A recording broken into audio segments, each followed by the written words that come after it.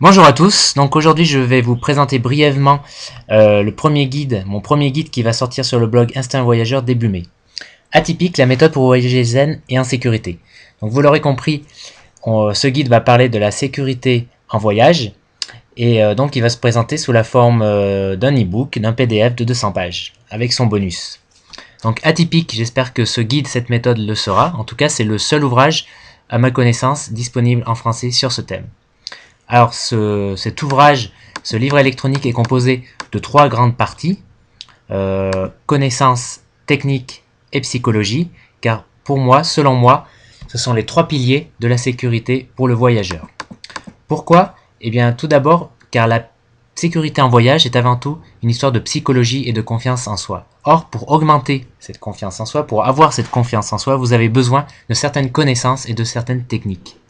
Et ces connaissances et ces techniques, ajoutées à l'expérience que vous allez acquérir en voyage, va augmenter votre confiance en vous et votre intuition.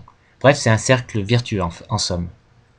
Et atypique, en fait, est l'acronyme en fait du contenu de ces 3 parties. Connaissances, techniques et psychologie. Donc pour la première partie, connaissances, vous allez apprendre par exemple beaucoup de choses, par exemple les idées fausses sur la sécurité, comment se renseigner avant son voyage et pendant son voyage, la géographie de la sécurité, les principaux dangers qui guettent les voyageurs et comment les éviter, des règles et des conseils sur la sécurité dans les transports, dans le milieu naturel, etc., etc. Et le tout, donc avec plus de 100 illustrations, cartes et photos diverses. Donc voici la deuxième partie, technique. Alors dans cette deuxième partie, beaucoup de choses intéressantes. Vous apprendrez par exemple comment protéger votre argent en voyage. Vous apprendrez par exemple comment voyager avec du matériel cher, avec un ordinateur en toute sécurité. Comment par exemple voyager et photographier là aussi en toute sécurité, etc., etc. Et le tout avec en fait pas mal de photos en fait et d'articles comme vous le voyez en fait qui sont des accessoires importants pour la sécurité en voyage. Donc vous aurez des liens en fait afin que vous évitiez de chercher tout cela sur internet.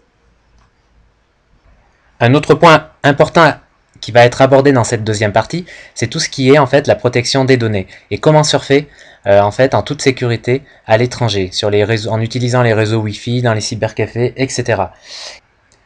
Enfin, dernière partie, la psychologie. Donc là, dans cette dernière partie, vous apprendrez beaucoup de choses sur la psychologie de la sécurité en voyage, par exemple sur la perception du risque, en fait, etc. Sur tout ce qui influe en fait notre perception, voilà, du risque et ce qui peut en découler. Vous apprendrez également les moments vulnérables pour le voyageur, la spécificité du voyage en solo et au féminin, mais aussi tout ce qui concerne l'intuition et ce que j'appelle la méfiance positive. Donc voilà. Merci de m'avoir suivi d'abord jusqu'au bout de cette petite vidéo de présentation de ce guide atypique.